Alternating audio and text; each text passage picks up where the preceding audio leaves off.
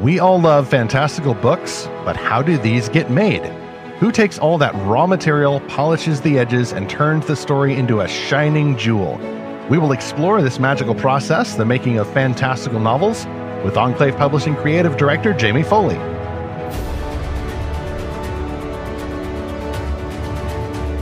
Welcome back to Fantastical Truth, the podcast from Lorehaven.com, in which we explore fantastical stories for God's glory and sometimes explore how they get made. I'm Stephen Burnett, Lorehaven's publisher and the co-author of, what was it again? Oh, The Pop Culture Parent. The day may come when I swap out that book at the top of the show, but it is not this day. And I'm Zackary Russell, and I went to a bookstore and did not buy a book. So I'm going to reward myself for that self-discipline with another book. And this is episode 196, How Do Fantastical Books Get Made? And we will be joined in a moment by Jamie Foley. At Lorehaven, we mostly explore books, but occasionally we take breaks to explore movies and things like we did at our website, Lorehaven.com, last week. 2 new articles, one about the Netflix action space opera movie Rebel Moon, and the other one deconstructing some harmful, frigid ideas from the Frozen sequel. Stop by Lorehaven and subscribe free to get those updates, and especially sign up for the Lorehaven Guild. That is our Castle in the Cloud on Discord. This month we are wrapping up our book quest through The Voyage of the Dawn Treader by C.S. Lewis, and we will be announcing a new book quest shortly for the month of February. Speaking of new books, our top sponsor is Enclave Publishing. Actually, Jamie Foley hails from Enclave Publishing, so they get a little bit of extra exposure here for their upcoming release in February called Mortal Queens by author Victoria McCombs. They vanish without a trace, disappear into the night. Each year on the Center Island, one girl is chosen to be the next mortal queen of the idolized Fae. The mortals praise these lucky girls, but their daughters are never seen again. The Fae realm is eternal night, where disputes are settled by chess matches, power is acquired through the most devious kinds of trickery, and 7 elusive kings roam. The Fae hide their faces behind masks and guard their glass hearts to keep them from shattering. But beyond the veil of this luxurious paradise, a dark secret simmers, for their queens have disappeared. When aspiring artist Althea is selected, she is desperate to avoid the same mysterious fate. But with no one to trust, she conceals messages in paintings and receives anonymous replies from a stranger who slowly reveals the tale of a girl who outwitted the Fae. Only if she is clever enough will Althea survive the fate of the mortal queens. As long as the king who cannot love does not claim her first. This is book 1 of the Fae Dynasty series by Victoria McCombs. Mortal Queens, coming out in February from Enclave Publishing. You can see that cool cover, get all of the information about that in our show notes for episode 196, or go to lorehaven.com/podcast sponsors. Now I hear the cry of a griffin. Our next guest is swooping in on the back of a griffin with an irritated dragon hot on her tail. Award-winning sci-fi fantasy author Jamie Foley loves strategy games, gardening, and making lembas bread. She is terrified of red wasps and uses them for lightsaber training. When not working as the creative director at Enclave Publishing, the typesetter for the Christian Writers Institute, or a suspicious monarch at Fayette Press, she's probably drawing maps to Cair Paravel. Her husband is her manly astronaut preacher muse. They live between the Texas Hill Country and the family cattle ranch, where their hyperactive spawnling and wolf pack roam. Jamie, there are so many links for you in the show notes so people can keep track of your work, but it's so glad to have you in the studio for, actually, I think, the first time. Yeah, I am so honored to be here. I absolutely love the podcast, and I love hanging out with you guys. So it is surprising this is my first time actually on the podcast. Woohoo, welcome. It just took the right kind of topic, and what you do is so many things, but ultimately what you do is you help make books. You not only have your own fantasy novels, links in the show notes, but you also help make other people's books. So we're here to learn how that gets done, but I have a couple of concessions here left over from the stocking stuffers. The first one is just a reminder, if you happen to cross this episode, faithful listener to be, we're not a writing show. We're not going to help you get published necessarily, although we are going to talk about what makes an amazing story for God's glory. But there are lots of other resources to help you get published if that is your forte. You have a story within you that just needs to get out in the world. We can point you in the right direction, but not here. This is more of a behind-the-scenes glimpse. I like to think of this as the material in the Lord of the Rings appendices, not the books, but the movies. where they take you behind the scenes and they show you the workstations and they show you all the craftsmen who are assembling the armor from handmade chain links and all that stuff that Richard Taylor was talking about. The intent is to show you how they do it, not necessarily to say, go thou and do likewise. It probably inspires people to do it, but that's kind of an incidental effect here. Mainly, we just want to know, Jamie, how these books get made. And I think we'll start after the acquisition of the manuscript. There's this whole deal where, a writer has a story, and then, when the writer and the book, love each other very much, and then suddenly the book is born, and stars shine in the sky, and the agent smiles kindly upon you, and then suddenly you get a deal, you get a book, and you move into turning that raw gem of a book into something that can be polished and then sold for the happiness of readers. So let's start with chapter 1. Editors help make the story fitter for print. Jamie, how does this happen, at least at Enclave Publishing? Well, we do have a unique process, but at Enclave, we have several different phases of editing. So first, it's acquired. And, there are other resources on getting acquired. But once that happens, we have what's called a developmental edit. And basically, this is where we screen the story and make sure that the bones are really strong, the plot is good, the promises are kept, the characters are intriguing and good. And if there's anything that is annoying or not necessarily what the target audience would want, that those things are screened out. Then after that, we have copy editing and potentially line editing, but basically this is where the sentence structure and spelling, grammar, and everything like that we attempt to do our best to catch every issue that could be said in a better way, let's say. And then after that, we have proofing, which is where we're really trying to eliminate typos and anything like that. Then it goes to typesetting, and then we give the author one final proofing pass after it's been edited to look and see if maybe there's something that could be formatted a little bit better, something that could look a little bit better, and then maybe there's one or two typos still hanging around, and we eliminate those in that final proofing pass. So all the things I remember from English class in high school, like split infinitives, this is turned up to dangling 11 participles and adverbs, and so that's all in the. I guess that's the copy editing phase. Is that right?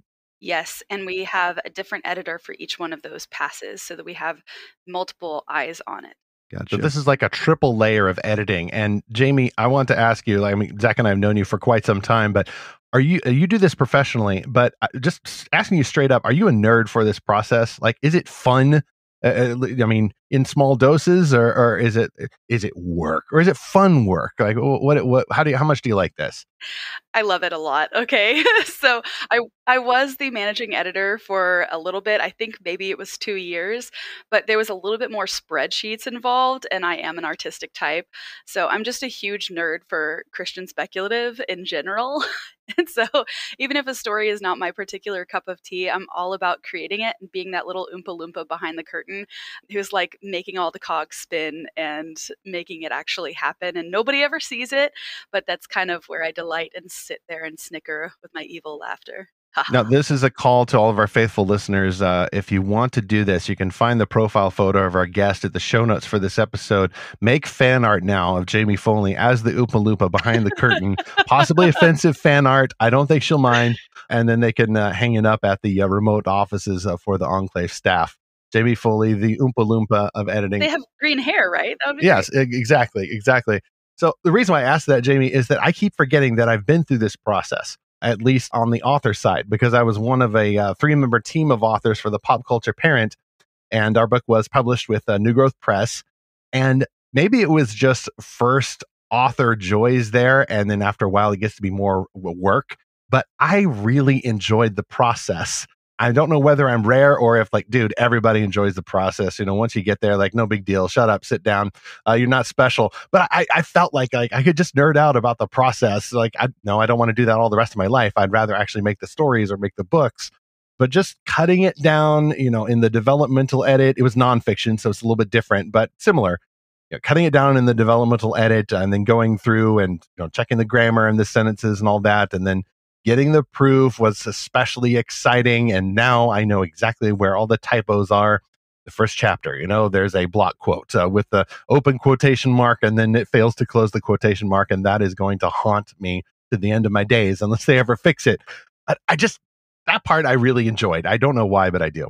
Yeah, it's a huge amount of fun, and I hope I said the editing stuff correctly because I'm not an editor myself. But I especially love doing this for speculative fiction because every project is different in its own fantastical way. And so some want a little heavier emphasis on the editing, whereas some a heavier emphasis on the artwork.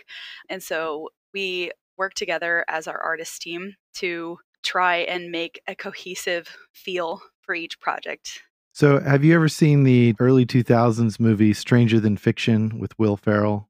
No, It's got unfortunately. Zach man, has it's seen such a all the great movie. movies you have not seen. This is just a rule I learned a long time ago. So I'll do my best to describe the scene I'm thinking of. So Will Ferrell plays an IRS agent who suddenly finds himself in a novel that's being written, and he's hearing the narration of it from Emma Thompson. I have seen that. Well, like Winnie the Pooh cartoons? Right. Does he hop the little page crease in the middle to get to the other side of the 100-acre wood?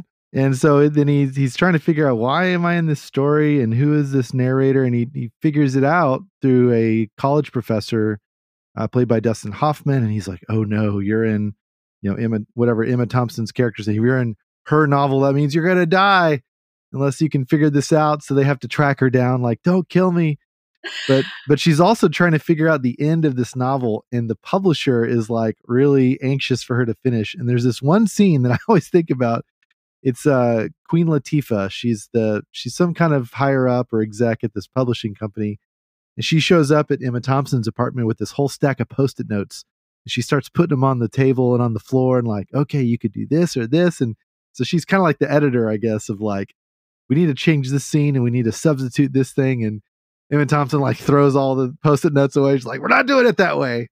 And so I've always kind of had that scene like, okay, this is supposed to be how publishing works. You've got like the crazy, completely right-brained author and then like the really like left-brained organized editor, and they're just butting heads the whole time. Like, is that accurate for how this process works? Is it that kind of like clash of will, or is it not quite that way?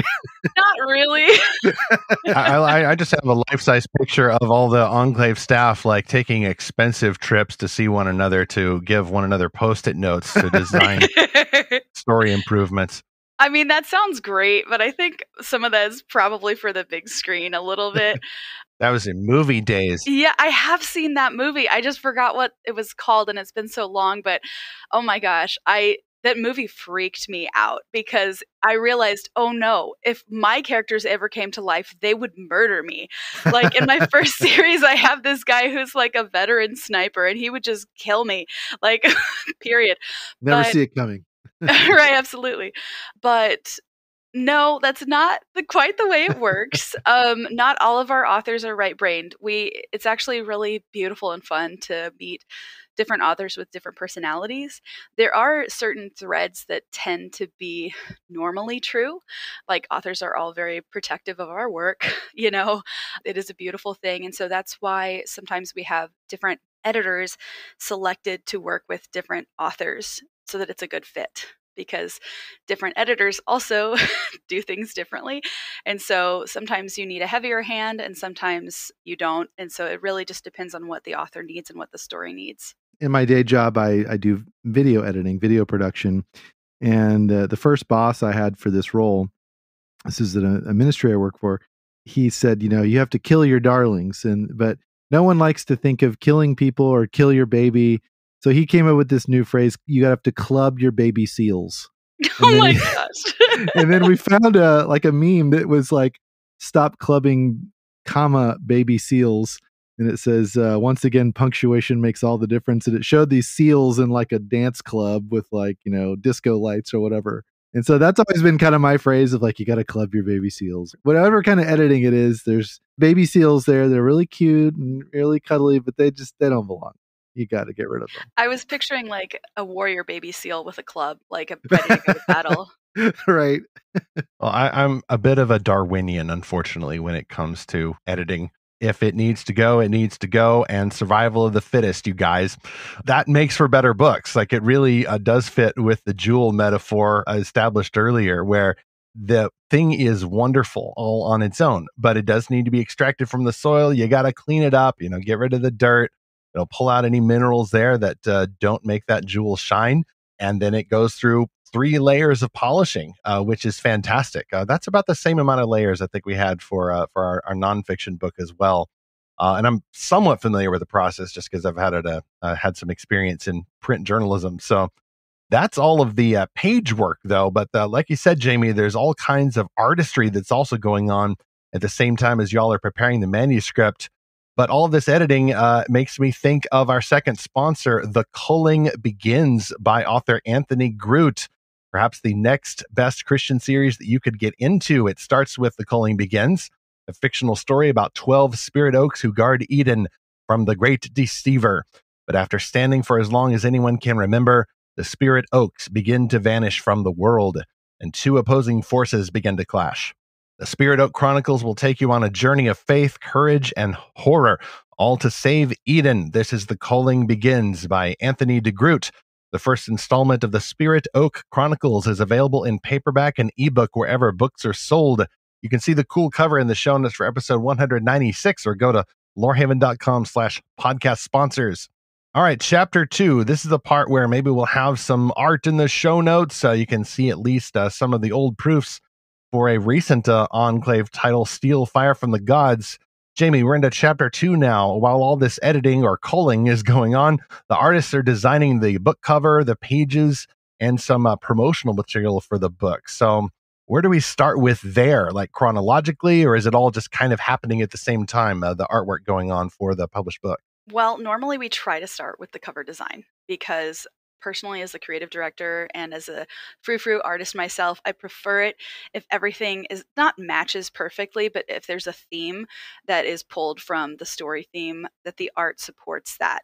And so while the publisher, my boss, and the author are working together with the selected cover designer to find out what that look is, that's going to determine how I design the interior of the book, how our marketing materials look. Any sort of swag or promotional material is going to be developed based on the theme that's decided by the cover designer. What are some of the things, when you say design the interior, what do you mean by that? So not every publisher does this. Whenever you have a chapter that is beginning, you could just have, this is chapter 3, and just literally just have 3. Or you can have a fancy frou-frou artist like myself go, wouldn't it be better if this 3 was a special 3? And yes, please. Yes, please. Yes, and it had a wonderful font, or if it had a splash of artwork from the cover. So for example, at Enclave, we have a book that's coming out pretty soon called The Chaos Grid, and it has like a dust storm because of the theme of the book is like, what if in future Texas, there was an ecological disaster and it was turned into an absolute wasteland. And so there's a big dust storm on the cover. And so in the interior and in the spine stamp and the front foil stamp, everything has like dust everywhere. So it kind of hopefully immerses you into that story before you even start reading. To where you should feel like, oh, do I need to clean this page off? Is there something that got on here? Well, I was noticing this effect, Jamie, because I have a print copy of Kathy McCrum's sci-fi novel Recorder, and the cover is by itself very striking. It's a image of our heroine, the recorder, who is disconnected from her drone and all the information she's been trained to process as a child, and must rediscover what it means to be human.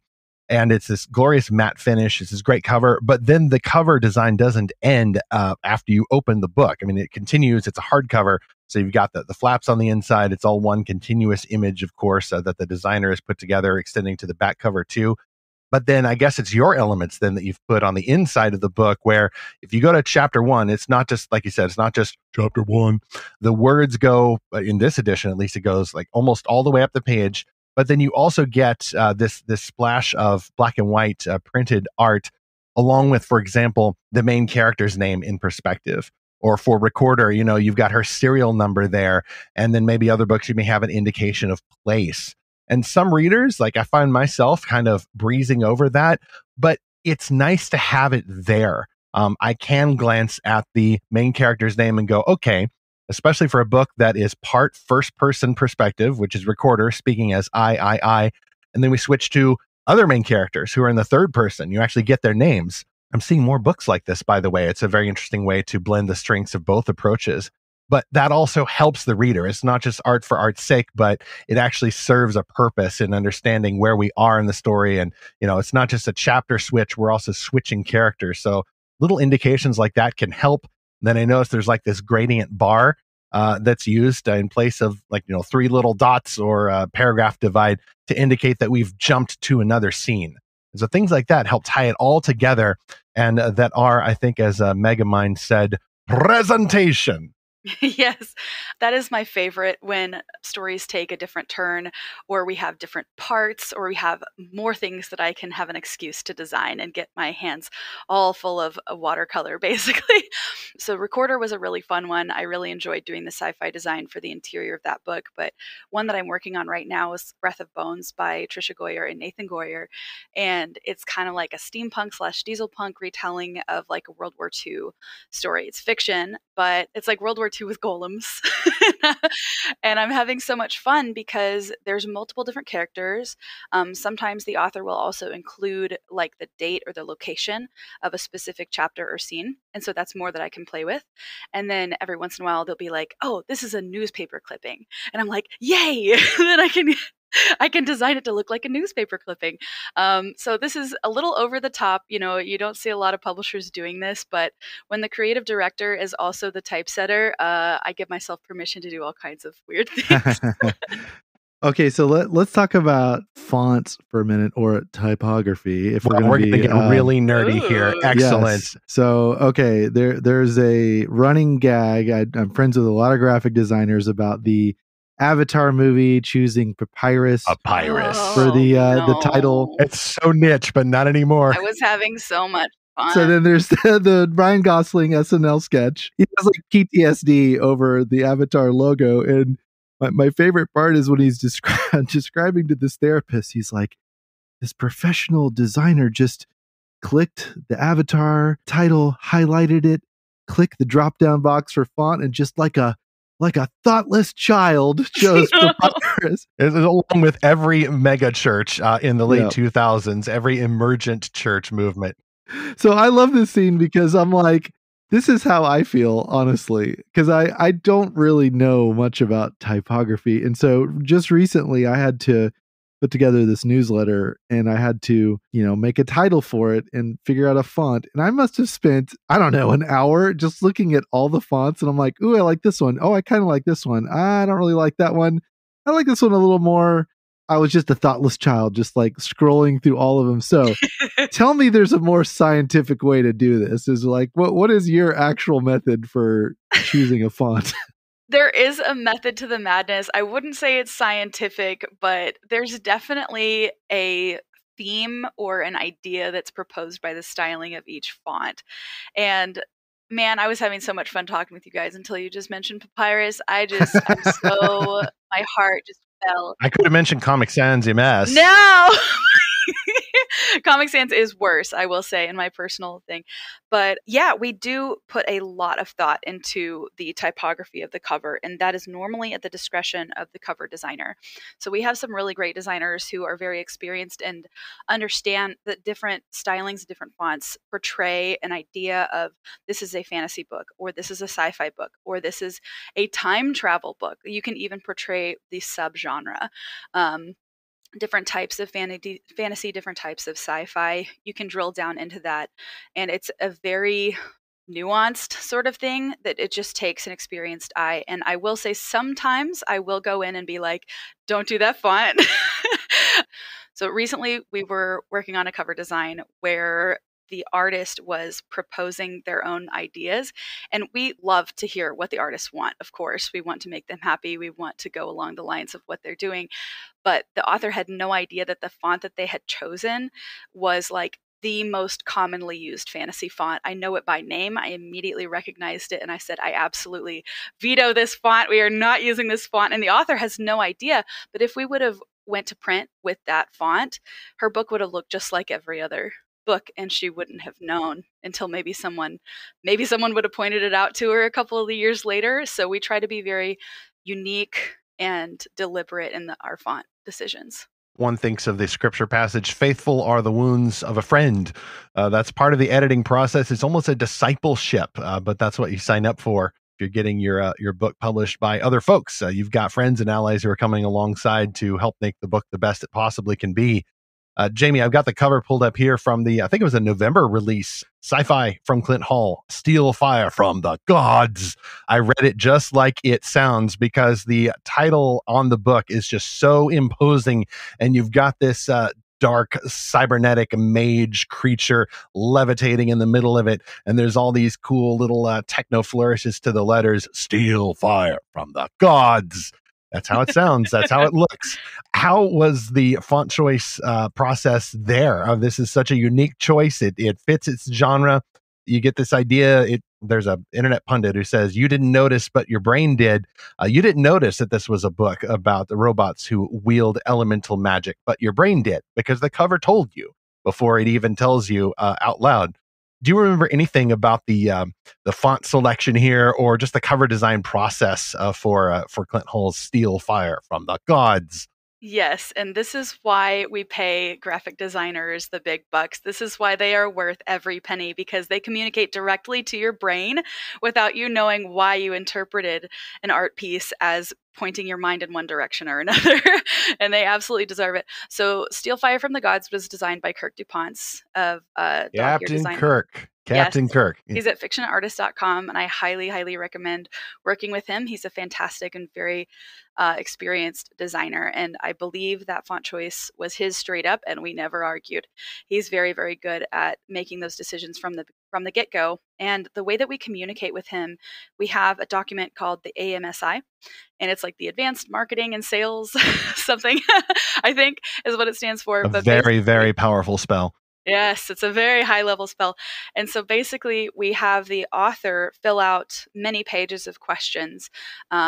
We compare comparative titles, like what are some other looks of different covers that you like? What does the main character look like? What are some important images or symbols or settings in the book? And then we hand that off to the cover designer, and they look at all of the different things, and they work their magic, and they come up with one or sometimes multiple different designs, and we work in a certain direction with the author and the publisher from there. Jamie, I want to ask you about a book that I read a couple years ago. It's the Illuminae Files trilogy. Oh, yes. So that seems to me like the ultimate in interior design, where it's not just like adding flourishes to chapter headings and font choices and scene break icons, but it's like every page was different. Like you mentioned, having a page that looks like a newspaper clipping, and every page in this book was like some kind of different format, because it was basically like the notes that were compiled for a intergalactic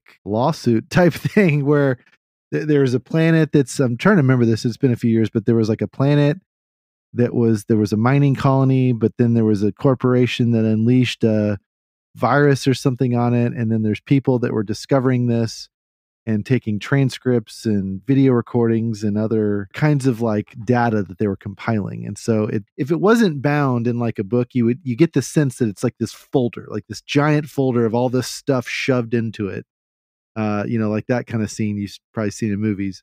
But what were your thoughts about that book? 'Cause it sounds like you've read it. Pure awe. I haven't read it, but I have flipped through it, and I thought to myself, how long did this typeset take? Maybe a year? Maybe did they have a team of typesetters? Maybe there's one typesetter who is now a millionaire, because I can't imagine a publisher ever paying regular rates for an immense project like that.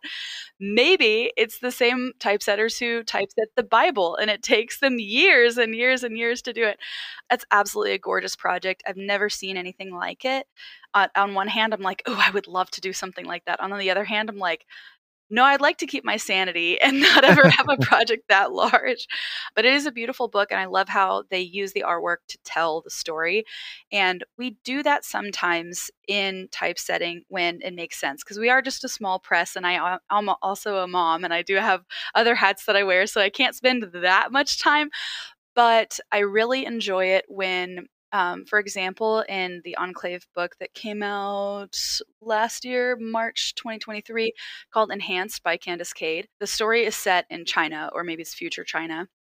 And so there are Mandarin or Cantonese characters that are placed throughout the design, and there are hidden messages for people who actually speak those languages.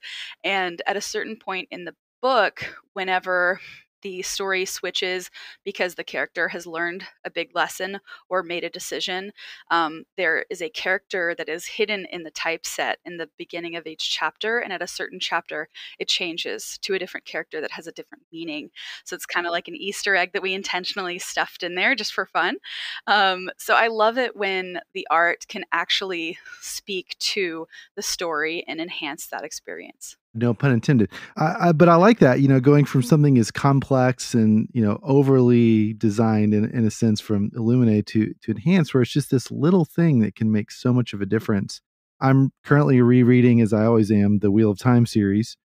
And I just got to a chapter where I turned the page, and at the top of the page was a wolf. It's like this graphic of a wolf. I'm like, oh, I know this is going to be a chapter about Perrin, who's able to speak to wolves. And like before I even read any of the text, just that, just that picture tells me that. And there's lots of other graphics that they kind of reuse where immediately, oh, this is a chapter about this, or with this character, or this theme, or this kind of conflict is going to happen. And that's really fun because it kind of sets the mood for you.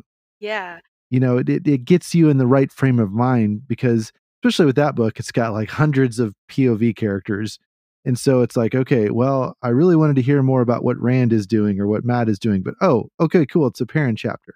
I like that, how you said it's that Easter egg to kind of get you to think on a little bit different level than just the words that are there. You start to think about the themes, you start to think about the connections. Yeah. And so that's like, to me, this is magic, like the typesetting and the interior design, because how do you take that story and turn it into a font? Like, what does this font feel like? Or like, what font does this scene feel like? Or, what graphic could represent this moment in the story? Like that, to me, that's just black magic, like sorcery. It's white magic, I promise. No, I love that. And there is one other book that I'm working on right now. I can't say anything about it specifically because we work so far in advance. But there's one where I'm doing multiple different art pieces for the interior that change as the story progresses. So it's kind of like the example that I gave for Enhanced, but even more so. And I got special permission to do that, so I'm very excited. But another piece of artwork that we use for the books to give Easter eggs or to bring people more into the story without them even realizing it, is for our hardcovers. We do something called a foil stamp. And basically, we can choose a special metallic sort of, well, it's not always metallic, but normally we choose like a silver or a gold that is pressed into the hardcover itself. Normally, this is used for imprinting the spine and all of just the information on the spine. But more recently, Enclave has been doing artistic stamps on the front cover as well. And so we have been taking that to the next level and working with the cover designer again. And sometimes it's a secret that the author doesn't even know until they unbox it and they open it. Oh, that is fantastic. Yes. Merry Christmas, authors. Oh, yes. If you want to see what this looked like, our first one just happened to be when Sarah Ella came out with the Wonderland Trials, and she didn't even know that that was something that we were going to begin doing. And it was a dream of hers, which we didn't know it was a dream of hers, but she used to play Alice in Wonderland, and the Wonderland Trials is, of course, based on that. It's a retelling. And she did her unboxing at Disney World, and she was live streaming it, and me and my other coworkers were watching this live stream with bated breath. And sure enough, she opens it and she finds this beautiful stamp that has like a Wonderland theme with the card suit spiraling out of the hardcover.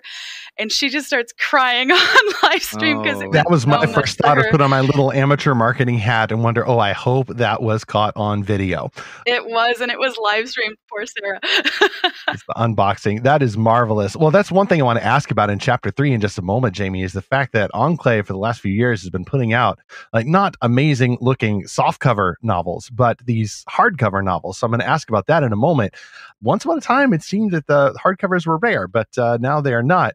Speaking of these crazy covers, though, I still remember, Zach, you mentioned this other series that has like this amazing typesetting and like the whole thing feels more like a coffee table novel by what you described. But a similar effect was actually with at least 2 Frank Peretti YA adventure mystery novels, I think published in was it the late 90s or the early 2000s? I don't remember. It was called the Veritas Project. And it was basically about Nightmare Academy. Go. Yeah. Well, first one was Hangman's Curse, and the second one was Nightmare Academy. Yes. Jamie, did you have the first editions of those books, the hardcovers? I had them, and I was obsessed with Frank Peretti and Ted Dekker growing up because that was really the only like speculative Christian that was. That's all you could get back then, other than Left Behind series. Yes, that's right. And they had such an amazing special thing on this. Okay, so I don't want to spoil anything, but I will say they are scary novels. And so I believe it was Hangman's Curse, which is the first book. I was reading it past when I should not have been. I was still a teenager at the time. Oh, you found out, didn't you? I found out. Okay, you found out. I was reading. I should not have been reading. It was dark. It was like under the covers sort of thing. But I did have a light on. And so I finally was like, oh, it's really late. I need to go to school tomorrow. I need to stop reading. But it was so addicting. And so finally I closed the book. Y'all, it was glow in the dark. It was like glow in the dark spider web. Spiders all over in my bed, glowing spiders in my bed. I was so scared from the book, y'all. They got me good. They never marketed that. It was a glorious Easter egg. They had done one of those imprint things with glow in the dark ink or paint or whatever you call it on the front of that Hangman's Curse, and it's already green. It's a fabulous cover, and if I remember right, Jamie, it's hardcover, of course, and the outside, like you could take the dust jacket off, and if I remember right, like there was a different version of the illustration beneath with like little icons popping through. I forget which ones. I should have brought it into the studio, but they had like these cutouts for the dust jacket. So just expense upon expense there, even before you acknowledge that it's a hardcover and even before you put on the glow in the dark paint. But then on top of that, you open to the inside and every chapter has a different Photoshop style illustrated blend. You know, it's not a custom illustration each time. It's it's clip art, it's stock art they've put together to illustrate key scenes in the upcoming chapter. But wow, did they put some serious artistic might behind Hangman's Curse, and then again for Nightmare Academy. And then I really hope, faithful listener, you can find those original editions if possible, because they are quite a collector's piece. Yeah, chef's kiss to the publishing team for that one, absolutely. And that's another reason why we normally do the cover design first and then do all of the other art spiraling off of that one. So if there's any synchronicity that can happen, I'm all over it. So before we get these books published and all of the art and all the editing and all of that, authors have to write those novels. And if that's you, perk your ears up for sponsor 3, E.J. Kitchens with the I Write How to Write a Novel course. Are you looking for a fun yet challenging writing class for your teen or yourself? I Write How to Write a Novel is an online writing course that will teach you how to write novels that your friends and even strangers will want to read, how to overcome writer's block and gather ideas, and much more. A mentorship option is also available to go along with the course. I Write is taught by E.J. Kitchens, a professional copy editor, former college lab instructor, and award-nominated author of the Star Clock Chronicles and Magic Collectors books. For more information and to enroll, visit ejkitchens.com/courses. All of those links in the show notes for episode 196 or lorehaven.com/podcast sponsors. All right, chapter 3, Jamie. Publishers print the book and send it to readers. This is the even more fun part if you're looking for fantastical novels, which we always are. Enclave started doing hardcovers, though, starting with the hardcover release. It's like putting the book in theaters before you can get it on home video or streaming. And if I remember right, it seemed to me that your publisher had taken that step back before it was cool, or before it just started to be cool again. And then suddenly I see these glorious hardcovers everywhere. Any thoughts about the virtues of hardcovers and only then moving into softcover? Yeah, so there are a lot of technical details that go into that decision making, and so I don't want to bore everyone, but there's two main reasons. Number one, YA performs a lot better with hardcover. I'm not sure exactly why, but it could have something to do with Bookstagram. There's a lot of Instagrammers and teenager girls love to take pictures of everything, and the hardcover seems to lend better to that. It can stand up on its own, or paperback would just flop over. But also, there's different types of printing. So for indie printers, they normally use what's called print on demand, and it prints one book at a time. And it is not quite as efficient, cost efficient wise, if you're a publisher and you're printing thousands of copies at the same time. So there's another type of more traditional press called offset printing. And if you are printing a lot at once, and then you can do hardcovers, and you can even afford to do special things with hardcovers, like the foil stamp that I mentioned previously. So whenever we were acquired by Oasis Family Media, I think it might have been around that same time where we decided to upgrade. And we do paperbacks as well, a little bit further out, but we really enjoy hardcovers, and we're so glad that that's taken off. And there's a great appreciation for those. So that's our primary method of selling books today. Yeah, I think the hardcover craze among younger generations is also due to screen fatigue. This is my personal theory. I don't have anything really to back this up. But, so many people were locked behind Zoom rooms, especially people in school that couldn't go to school in person. And so everything was behind a screen. And it's almost like, in Romans 1, it says, God handed them over to their desires. It's like, everyone said, oh, these teenagers are always on their phones. And then COVID is like, okay, here you go. You'll have your screen all day long, and that's it. Yeah. And I think a lot of teens really saw how bad that is for mental health. And it's like, I've got to do something. I've got to have things in my life that aren't on a screen.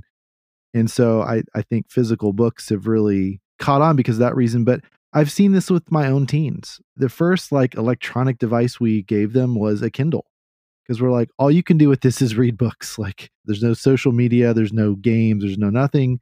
And it was great for traveling. But since the COVID years, they've really don't use their Kindles very much. I mean, sometimes they do when they can't get the book from the library, or when it's just too expensive to buy it. It's like, oh, well, I can just buy it on Kindle, or we can check it out digitally from Hoopla or something and send it to my Kindle.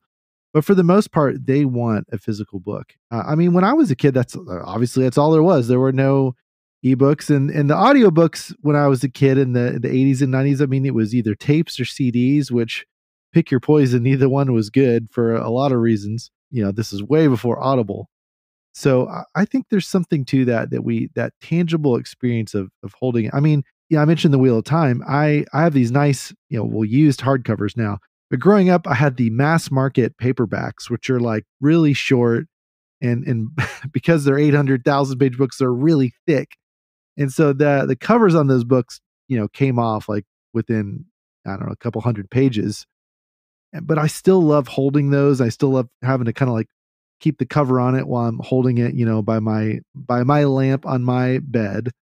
Because I think it's like there's just a connection that you get with that.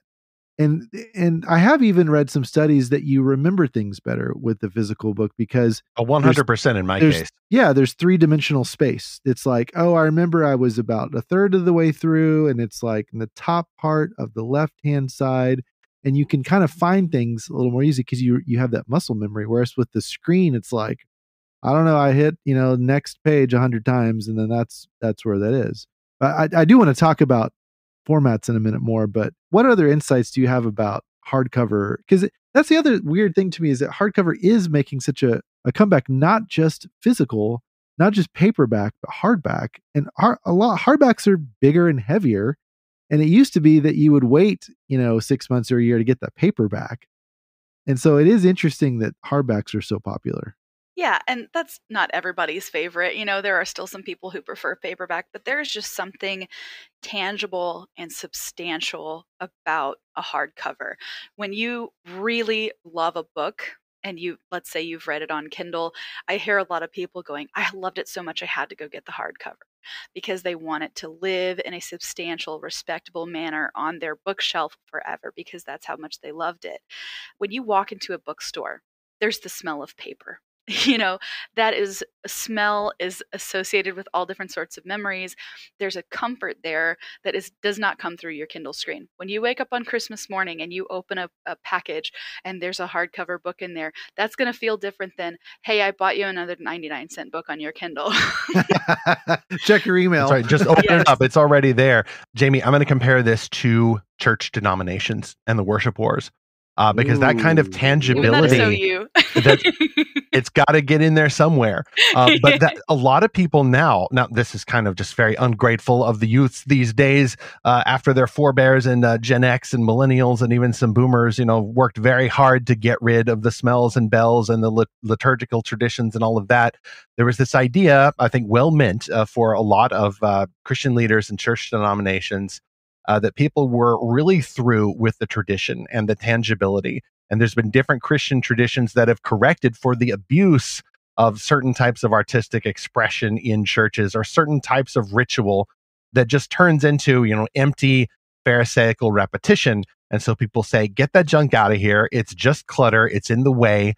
People think that it's about the traditions rather than about Jesus Christ and the gospel. So they get rid of it and they go minimalist. Well, then along arose a generation who knew not the stigma attached to the traditions. And so they say, you know what? We wouldn't mind if you got back a few nice wood carvings. And, does every church really need to look like a warehouse or a coffee shop or some kind of minimalist office space? Like, could we go back to the stained glass windows? And can we put in some nice architecture? See, now, I don't mind not having stained glass. It's not it's not a make or break issue for me, but it would be nice to have it if we could. So if we can, if it works, if it still makes a profit, if it keeps the company afloat and it's not just a luxury item that people can't afford, then yes, bring it back. And so I think that's another reason why people do like the physical media, including and especially hardbacks, is like you have both said, there's the scent, the tangibility. In some cases, you can run your finger over the cover and it's either a nice matte finish or it's a nice glossy. There's some embossed elements. There's a little foil overlay. It catches the light. It feels special. It feels like it takes up space. It feels like you are respecting the story and giving it and its hardworking authors and artists its due. And I think that this actually is not just about, manufacturing or affordability or trends, but it is, I think, about worship. Christ wants excellence. And when we're talking about the tabernacle and Exodus and all of that, there's all these instructions from God about embossing things and, make the pomegranates sculpted like just so, or, put the rings over here and the censers need to be this diameter. And God takes an interest in these things. They are important to him. We don't believe that the outside is just a shell and the most important thing is the soul within. No, C.S. Lewis rightly said, God likes matter. He invented it. And so I think that's why we're finding out that a lot of readers like matter too. Okay, I'll give you that point. That makes perfect sense. So, yeah, it does make a lot of sense. I think there's a lot of nostalgia there, especially for millennials who grew up with the older things. We didn't have Kindles when I was growing up. We didn't even have phones, until I was in high school. So we grew up with these sort of things. So I think there is a sort of feeling of home when we walk into a traditional church, or, if we grew up in that manner, or having a physical book. And the newer generations do seem to be grasping those as well, going outside, touching grass, as they say. Now you're touching the skin of a dead tree. It's the same impulse there. Yeah, absolutely. Yeah, well, I think, Stephen, you mentioned the worship wars, right? So I grew up going to a very traditional Presbyterian church with my grandparents. My great-grandfather used to be a Presbyterian minister. Now I go to a Southern Baptist-ish, non-denominational-ish. Baptist in disguise. Very just loud like Transformers. Music. I'm 007 Baptist over here. Right. It's kind of like the live music scene in Austin type church. Very, very loud music. Everyone's complaining about is too loud. And there's a keyboardist that can press a button where it can make it sound like an organ. But then there's my childhood going to my grandparents' church in Dallas, where there was a gigantic organ that took up an entire wall that was 30 feet high or something. And I remember as a kid sitting there next to Pops, and he would point out this one particular pipe or whatever in the organ that was really big and, thick. And he's like, watch for that one. And that was like for the really low note and whatever song. And that was really fun to see that one move. And so it's not just that you're hearing it. It was so tangible, like you're saying. There's something physical. And again, I think we've all kind of had our fill of the metaverse where we're like, maybe we don't want to live our lives in a digital space. Maybe we want there to be something tangible. Now, I will say this.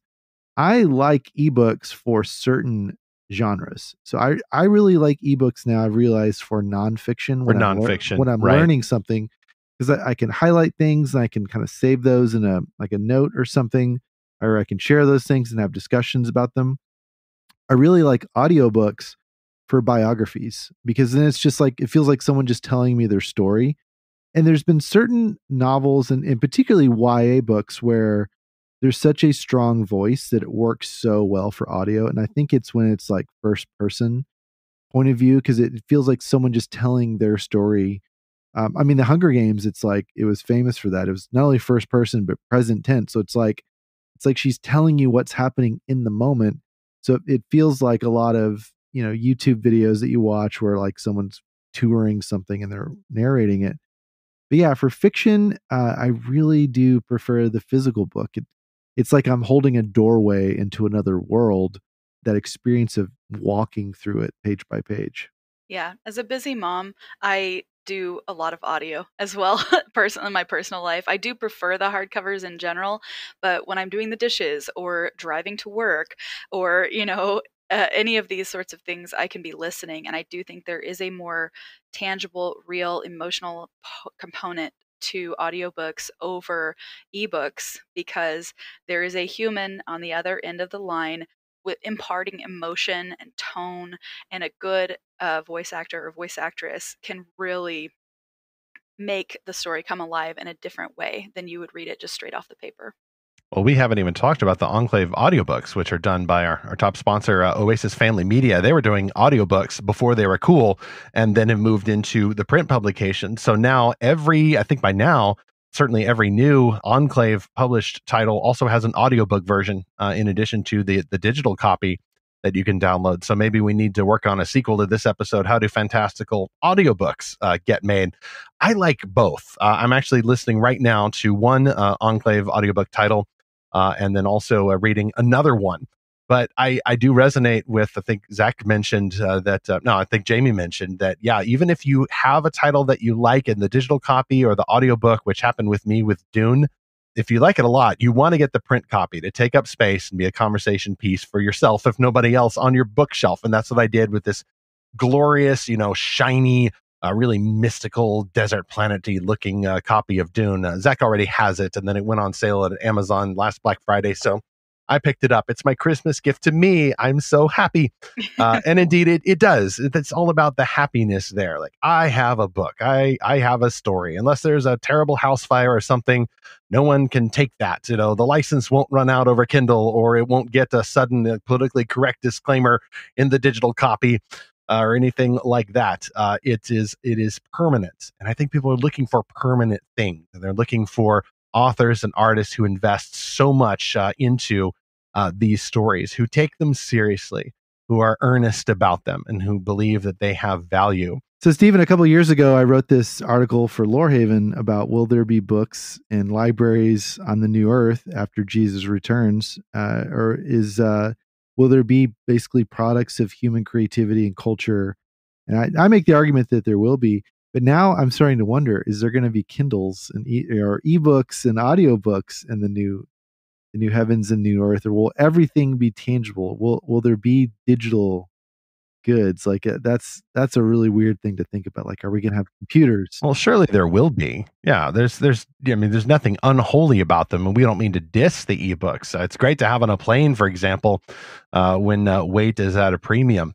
But there is something about the tangibility, but we'll be able to teleport everywhere, so we won't need cars. We won't have a commute. Well, some people think that you'll know everything like Jesus, and that doesn't make any sense at all. There would be no fun. You wouldn't be learning anything. There would be no leveling up in the new heavens and new earth if that were true. But that's not true. There's going to be different levels of heavenly rewards, different levels of knowledge, and you'll still be able to learn stuff, and I think even make up new stuff.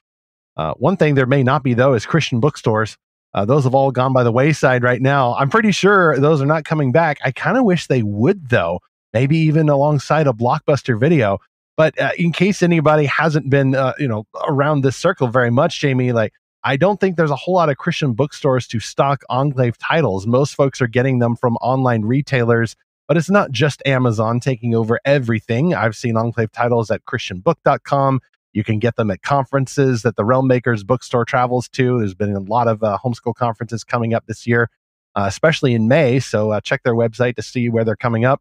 Where else can people get Enclave titles? How do they get from the publisher to the readers? And we'll close out with that. Well, the standard answer is wherever books are sold, which unfortunately is mostly Amazon these days. But we do work with Christian Book Distributor, so christianbook.com. You can get any Enclave book. There are some mom and pop bookstores that are still around. At least where I live in Texas, we have our local little mom and pop bookstore, which is a Christian bookstore. So you can find our books there, or they can connect to the great interwebs and order our books at the very least. So there are those connections, but yeah, unfortunately, Family Christian, Lifeway, we have lost a lot of the old great large Christian bookstore chains, and unfortunately, there's nothing that Enclave can do about that. But whenever anybody comes out to sell Christian books, we would absolutely love to connect with them. Well, Jamie, it's been great to have you. Of course, enclavepublishing.com is where you can find all the info that you all are willing to release about the upcoming titles. A bunch more coming out in 2024. We've had the publisher Steve Lobby on the show before, talking about how you guys are enhancing your output. It used to be a book a month, and now it's 1.5 times that amount this year, and then even more going forward into 2025. So you all are going crazy over there. Pray for these folks, faithful listeners, but also stay tuned to Enclave Publishing. And of course, we have all of those titles. Whenever they release, they pop up in the Lorehaven library as well, and we are staying on top of that, so we know which books we want to review, and had a lot of Enclave authors on this show, in addition to there being the top sponsor throughout the last year or so, and then going forward into this year also. So, Jamie, enclavepublishing.com, but your books, we'll have you back on and talk about your books as well, because you make some. Let's tell us about those, and then give your personal contact info and socials also. Oh no. Yes. Okay, well, I do write Christian books as well. My books are indie, so they're not published with Enclave. And their typesetter is amazing. So I was working for Thomas Nelson for the longest time, and God told me to stop and to quit and to start writing. And I was like, God, are you serious? I don't know if you know this, God, but I work for a Christian publisher, and books are not the big thing anymore. It's video games and Netflix and stuff like that. And God was like, I'm going to beat you over the head with a metaphorical spiritual 2x4 until you obey. And I was like, fine. So that doesn't sound like a loving God. Well, it turns out he knows what my actual good is in the end. And about 10 years later, I would say that he has brought a lot of things to fruition, and I'm very grateful for the success that he has brought me. But boy, it took a lot of learning and a lot of editing. But my books are Christian, young adult, sci-fi, and fantasy. I have a dystopian series called the Sentinel Trilogy, which I wrote for teenage boys because I noticed that all the books that are teenage, not to say all, but most of them are like female protagonist. And I don't know about you, but most boys are not super hip with like the feelings and the romance and that sort of stuff. So I have a book series that's more about what I have observed as a woman, obviously, as the journey of manhood, with plenty of adventure and humor as well. And then my newer series is for teenage girls, and it's more fantasy, like a classic fantasy. We have dragons, we have political intrigue, we have all that sort of stuff, and that's a 4-book series. So you can find all my books at jamiefoley.com, or if you just go to Amazon and search Jamie Foley, all my weird random Christian books will come up. Do with them what you will. And do with them what you will means buy them, because we want more of these kinds of books, not just to pay the authors and artists, but because these books glorify God. We at Lorehaven love these kinds of stories. We want to see more of them. We want to see more of the life change that great stories can give to readers. And you can talk about the books all you like, which is what we do at Lorehaven, but someone's got to go out and make them. So we're glad that you all are making not just them already, but more of them. So, Jamie, thank you all so much. And thanks for coming into the studio. Thank you so much. It was such a blessing to talk with you guys today. Thanks, Jamie. Well, our thanks to Jamie Foley for joining us today and telling us how books work and how they are made. That was really fun. And it was really cool just to hear her geek out, Stephen, on the different aspects of interior design that she really loves and what, what she would love to do. And I guess I shouldn't be surprised by that, because anyone who's an artist, they have the things that they love to geek out of. And it may not be what we normally think of as something that's interesting, but it was really fun to hear all the ways that she likes to work those things in. So that's great. Definitely check out Enclave Books to see more of that. We're going to go to the comm station now, and we've got a question to ask you all. So you can email us your answer to podcast@lorehaven.com. And our question is kind of going off of what I was just sharing in the last segment. Do you prefer hardbacks, paperbacks, ebooks, or audiobooks? What's your favorite format of a book? And are you like me, where you like different formats for different things? Has that changed over time for you? So send us a note to podcast@lorehaven.com. We're going to read a note here from S. Dorman, who wrote to us after our last episode 195 about morality versus personal liberation in stories. And apparently I said something about satire in that. You'll have to go back and listen. I don't quite remember what I said. But S. Dorman said, quote, "Hi, Zach. I believe it was you that had a self-satirical comment on the Minimize Morality podcast. Have you ever done a podcast devoted to satire, such as satire by Christians? I'd love to listen if there is one." Well, I've exchanged a couple emails with this person, and thank you for that note. We interviewed a former writer from the Babylon Bee, which is a Christian satire website that's kind of like a fake news site, and everything's satirical. They put out anywhere from 4 to 8 articles per day. So that was episode 30 of our podcast. So the guest was Frank Fleming, and it was "How Can the Babylon Bee's Satire Reflect Our Crazy Reality?" So that was a number of years ago we did that. Then more recently, for episode 151, we interviewed David Umstattd about his book, The Pilgrim's Progress Reloaded, which has an awesome cover. We're talking about cover design. You got to see this cover. And that was "How Can Fantastical Satire Sharpen Our Theology?" So definitely check out the Babylon Bee, Frank Fleming, and David Umstattd for some great examples of Christians writing satire. I love being part of the Babylon Bee community. I've pitched something like 1,700 headlines in the forum, and had about 10 published. And the Bee has occasionally will come under fire for some joke that they've done. I'm not going to go into examples, but just in general, I think a lot of people misunderstand what satire is or what its purpose is. Satire can be cruel, or comedy can be cruel. Comedy can be very harsh. And I think it comes down to the dichotomy between truth and grace, that we are supposed to speak the truth in love, that Jesus was full of truth and grace. But, the best comedy, I think, helps people laugh at themselves. I have read a number of Babylon Bee headlines, and even the Onion headlines, which I don't really care for the Onion anymore. I've read a number of headlines that have sort of stung me, and then I had a good laugh about it. And I think that's the right response. I think sometimes, though, people are too full of themselves, frankly, or just too humorless, or they're too controlling of what other people say, that they're not willing to take a joke or give a joke. I think we're getting into a very serious age that where comedy is not welcome. But I think satire is a very good use for of writing for the Christian, and I think you see satire in the Bible, and we've talked about that in previous episodes, so you can go listen. I'll definitely listen also to a more recent episode, 190, Why Should We Enjoy Spicy and Sugary Stories in Moderation? Satire is included in those spicy hot takes in comparison to the more cooler, more milquetoast stories. Either one of those can be taken to excess and enjoyed for idolatrous ends. So we paired them both together, sort of a holiday special, just last month as we record. All those links in the show notes. Next on Fantastical Truth, we explore a lot of Christian-made fantastical books here at Lorehaven, but what about video game stories? What about Christians who are making different kinds of playable adventures set in worlds like the Wingfeather Saga or the Redwall series? Chris Skaggs, the founder and operator of Soma Games, helps us play video games for Christ's glory while he takes us behind the scenes at his studio.